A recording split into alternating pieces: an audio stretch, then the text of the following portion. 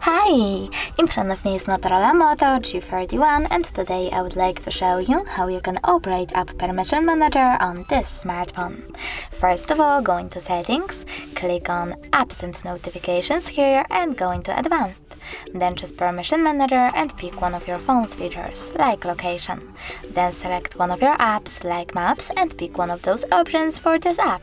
Allow all the time, allow only while using the app, ask every time, or deny. I will go with allow all the time, so when I go back I can start Maps, just gain access to this device location.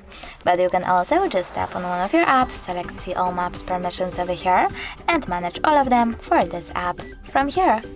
Thanks so much for watching. If you enjoyed this video, smash that like button, comment, and definitely subscribe.